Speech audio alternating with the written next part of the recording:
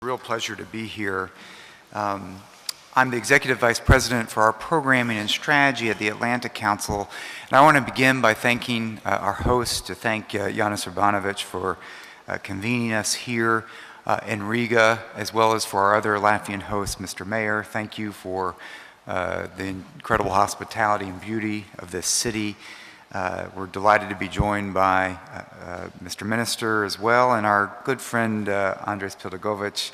It's always terrific to see you here in Latvia as Washington. I thank our colleagues that are with us, not just from Latvia, but from Russia, from other places. I'm delighted to be joined, as Congresswoman Tauscher said, from a team from the Atlantic Council, delighted to be led by our Vice Chair of our Brent Scowcroft Center, the Honorable Ellen Tauscher herself, one of my board members, Sally Painter, who has recently joined the board of the Atlantic Council, my good colleague who we'll hear from, Ambassador John Herbst, who manages much of our work focused on this region, and one of our senior fellows, David Merkel, who is also here. This is a time of real interest, so on behalf of my chairman, John Huntsman, Governor Huntsman, our CEO, Fred Kemp, and our longtime former chairman, Brent Scowcroft, I do want to echo Ambassador Matlock, who began with a word of tribute to Dr. Zbig Brzezinski, who has long served on our International Advisory Board. The Brzezinski family has been close to our work and to many of the issues that we're talking about today. We offer our tribute to his contribution to East-West relations and honor his passing. His family is woven into the fabric of the work that we undertake, with his son, Ian Brzezinski, as one of our senior fellows. His other son, Mark Brzezinski, having led our Iran task force before he joined the Obama administration. And his daughter, Mika Brzezinski, is a longtime host and moderator of Atlantic Council events. I'll be sorely missed. These conversations here I think are appropriately taking place in Latvia, a place I had the chance to spend some time in its first year of regaining its sovereignty and independence in 1992, into a long process of working intimately with colleagues like Ambassador Pildagovic and others on its path of achieving its aspirations of joining NATO, of joining the European Union. I've had the honor to spend time here just not far from this hall during President Bush's visit, giving a speech in a comparable building, the small Guild Hall, and coming back for a NATO summit the following year. And I think it's anyone who visits this part of the world, and particularly the city, can see what a positive force for good it was that this country was able to achieve its aspirations, transitioning from a captive nation to one that's confident, secure, prosperous, and democratic.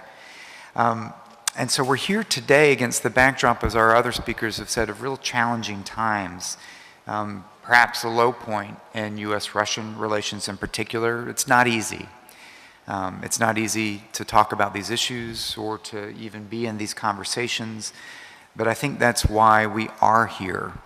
I think that's why it's important we don't just take on the easy issues. And it's in the tradition that our speakers mentioned of the Chautauqua dialogues here that we can see some good that can come out of conversation and dialogue at difficult times. Our organization is one that actually grew out of the ashes of World War II as Democrats and Republicans came together with a common commitment to avoid a return to that degree of disaster and conflict. It's built into the DNA of how we see the world and approach these issues. In terms of a mission that is anchored in how do we sustain U.S. engagement, permanent engagement in the world, a leadership that is anchored with our allies and partners, but very much focused on practical global problem solving. And as we've discussed, one of the biggest challenges that we face right now is a challenge to what was understood as a rules-based international order that's been called into question. And is there a little bit of prospect of where do we go, understanding where we've come from? Ambassador Matlock referred to what essentially was a common vision and strategy of a Europe whole and free, often used in American terms, but met in responding to what we heard from many of our colleagues in Moscow of a common European home that's taken on different variants of that formulation. And for many, many years, this wasn't just a common vision. In many respects, it represented a strategy that, from our perspective, began first with the intent of building a strategic partnership with Russia, which only then opened up a process of responding to the aspirations of countries in Central and Eastern Europe as adversaries, former adversaries, became allies. And at the third pillar of this, providing an environment in which we all witnessed the profound and historic deepening of Europe itself, particularly in the form of the European Union. And we watched this vision, this strategy, play out essentially in 4 cycles over 25 years. But it began to erode, if not fall apart. Beginning, as we heard with President Putin so clearly, where many of us gather each year at the Munich Security Conference in 2007, laying down a marker about an end of this Cold War formula. And the following year, in 2008, the painful experiences of the war in Georgia, of a Bucharest summit, of difficult talks. And we've seen this divergence, driven by this divergence of vision and strategy, undergirded, I think, in some respects by an evolution of what's been happening, inside Russia itself, a return to an unfortunate sense of a zero-sum mentality in an East-West context. And so today we gather with the difficulty of crises in Ukraine, the issue of sanctions, the military modernizations and buildups perceived as threatening stamp exercises, an arms control regime that is all but in tatters, and real challenges unfolding in a dangerous way in the Middle East and Syria in particular. The stakes are high. In fact, they're too high to entertain the concept of a confrontation between the West and Russia. But at the same time, these tensions also represent an opportunity cost to our common interest, an opportunity cost that perhaps diverge our common cooperation and attention on what are very real global challenges and threats, whether they be pandemics or terrorists.